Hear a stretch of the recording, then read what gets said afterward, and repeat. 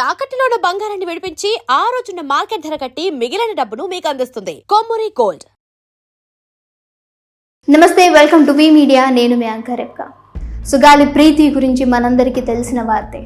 ఇప్పుడు మళ్ళీ ఎందుకు మీడియాలోకి రావటం జరిగింది, ఎందుకు సుగాలి స్వాతి మళ్ళీ మాట్లాడుతున్నారు, అసలు ఏం జరిగింది, ఎందుకు జగన్మోహన్ రెడ్డిని అప్రోచ్ అవ్వాల్సి వచ్చింది అని చెప్పేసి చాలా వార్తలు అయితే వస్తూ ఉన్నాయి. అసలు దేనికి జగన్మోహన్ రెడ్డి గారిని అప్రోచ్ అవ్వాల్సి వచ్చింది అనేది మీ అందరికీ ఒక వీడియో చూపిస్తాను.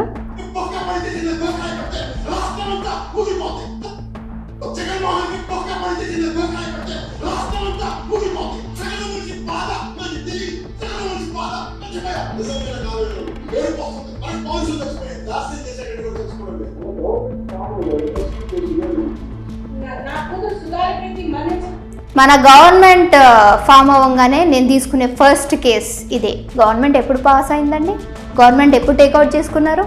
ఇప్పుడు సుగాలి ప్రీతి యొక్క మదర్ మాట్లాడుతున్న మాటలు విన్నాం.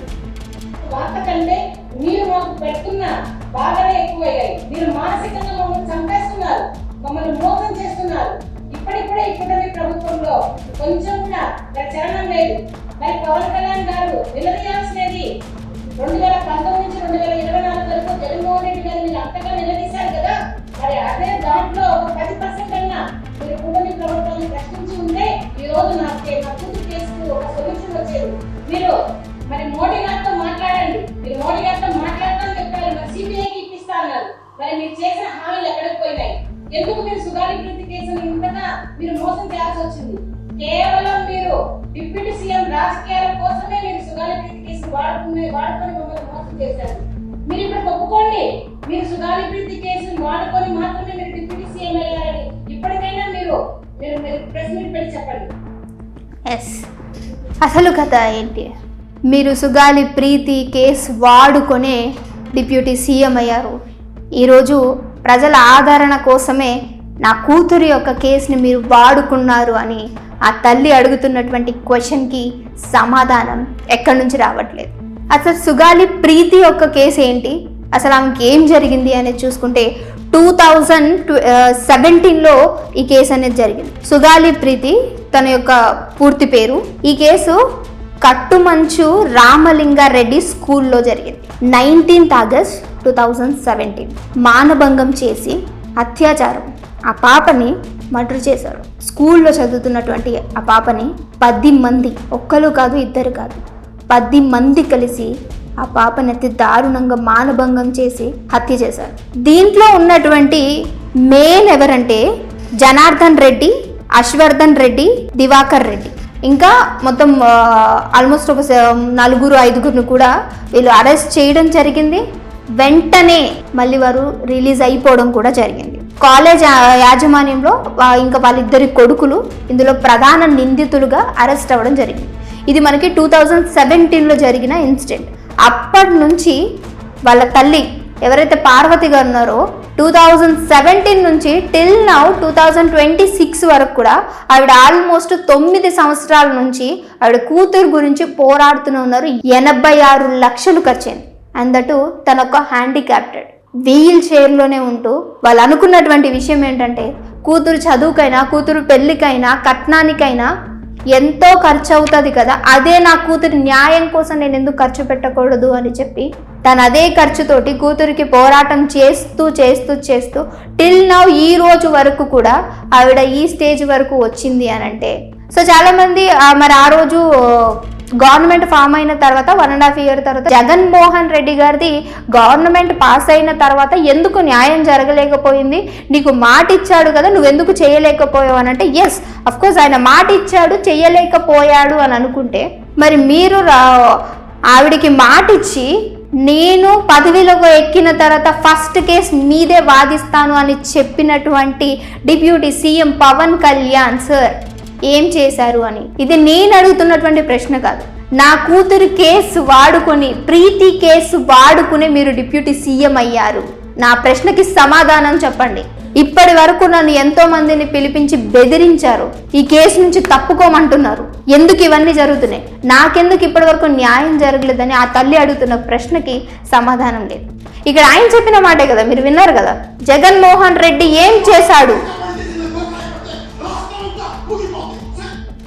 రాష్ట్రమంతా ఊగిపోద్ది. ఏది ఈరోజు రాష్ట్రం ఊగలేదు, ఎందుకు నువ్వు మళ్ళీ ఇక్కడేదో గ్యాంబ్లింగ్ చేసి పవన్ కళ్యాణ్ గారిని నువ్వు ఇరికించడానికి మళ్ళీ జగన్మోహన్ రెడ్డిని కలిసావు అంటే, మనకో దగ్గర న్యాయం జరగలేదు అంటేనే కదా ఇంకో దగ్గరికి వెళ్తాము.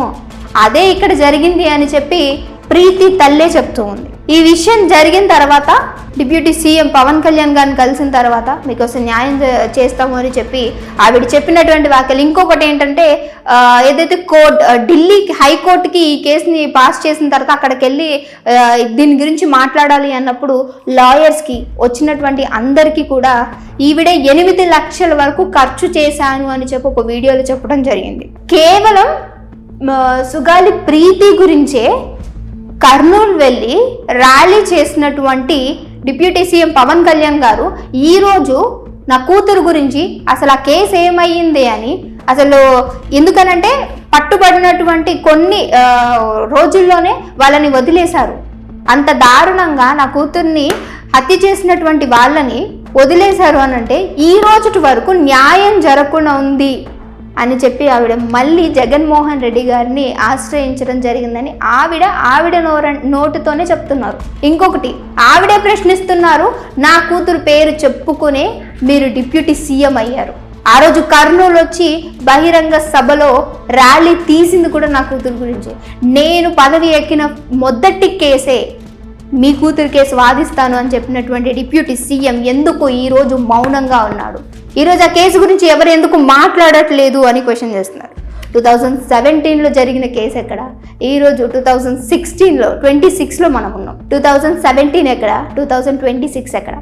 ఆల్మోస్ట్ 9 ఇయర్స్ ఆ తల్లి పోరాటం చేస్తూ ఇంకా నాకెక్కడ న్యాయం జరగదు అని ఆవిడ అనుకున్న తర్వాత మళ్ళీ వెళ్ళి జగన్మోహన్ రెడ్డి గారిని కలవడం, ఆయన ఎంత ఆప్యాయతగా నన్ను దగ్గర తీసుకుని నీకు న్యాయం చేస్తాం, ఖచ్చితంగా పోరాడదాం అండ్ వీళ్ళకి సంబంధించినటువంటి నాయకులు కూడా మాట్లాడటం జరిగింది.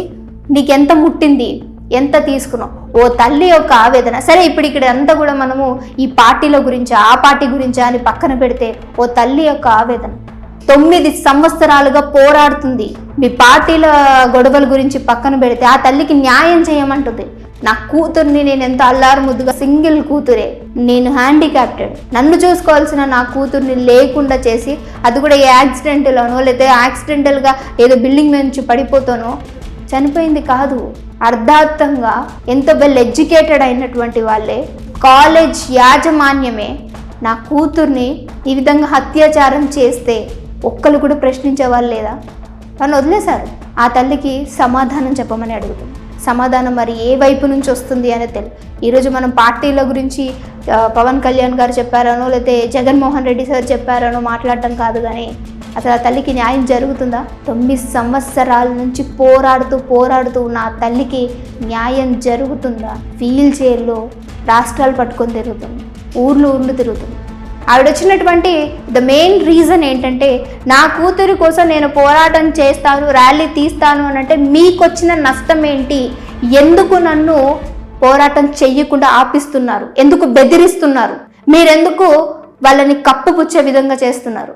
ఖచ్చితంగా స్వేచ్ఛ అనేది మాకుంది కదా అని చెప్పి నేను ఈరోజు జగన్మోహన్ అన్నని కలవటం జరిగింది అని చెప్పి స్వాతి గారు చెప్తున్నటువంటి వార్తలు. మరి ఈరోజు స్వాతి గారు చెప్తున్నది నిజమా?